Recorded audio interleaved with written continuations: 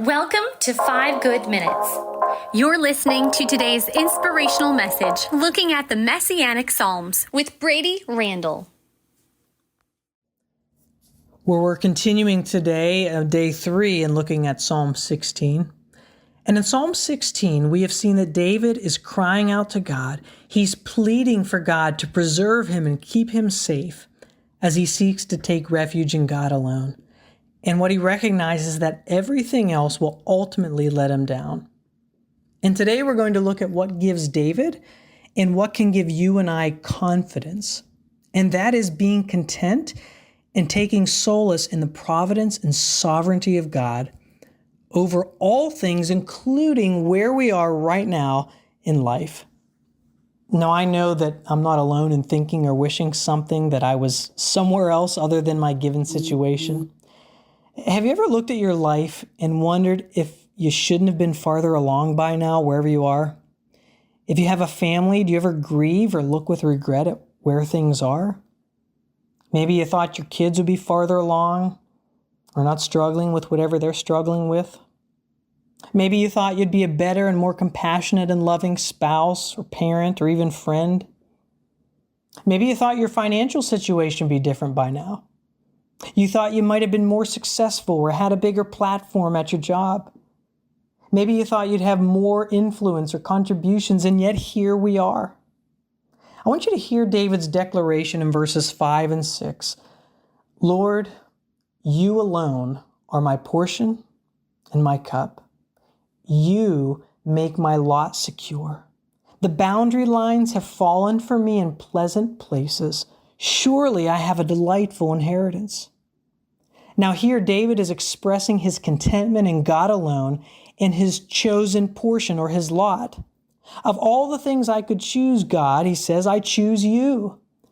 And he uses terminology of portion, cup, lot, inheritance, with all of which seems to be alluding to the allocation of land that God gives his people, potentially a reference to Numbers 18, verses 20 and 21, that describes the Levites, who are the priests of God, who they work in the temple of God, who didn't have a typical inheritance like the rest of Israel in their allotment.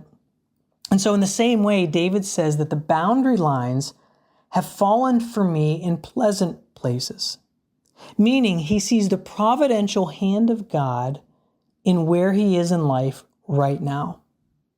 And things were not always going well for David. He was often on the run for his life as people were trying to kill him, take his throne. And at the same time, he sees God's sovereign hand in front of his life even now.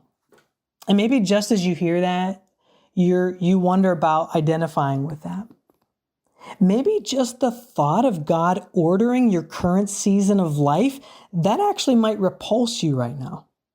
You don't want to believe that this is the season of life that God desires that you're in. You say, God, that might be what you desire, but I don't want this season. I don't want this portion or allotment. I want a different season. I want a different set of circumstances. I want a different group of people around me right now. And I'm reminded of 2 quotes that have spoken powerfully to me over the years when I don't seem content in my current situation. One is from author John Piper, who said this: occasionally weep deeply over the life that you hoped would be. Grieve the losses, but then wash your face, trust God, and embrace the life you now have. And then Charles Spurgeon, who's a preacher of another generation, he said, some plants die if they have too much sunshine. It may be that you are planted where you are to only get a little. But you are put there by the loving Father, because only in that situation will you produce fruit and not perfection. Remember this: if any other condition had been better for you than the one in which you are, divine love would have put you there. Be content with the things that you have, since the Lord has ordered all things for your good. Take up your own daily cross. It is the burden best suited for your shoulders and will prove most effective to make you perfect in every good word and work for the glory of God. My prayer for you, my prayer for me, is that we would cling to that truth today. Thanks for joining us here today. There's a lot of great content to explore on Orchard Hill Plus and on the Orchard Hill main feed from the weekend. Have a great day.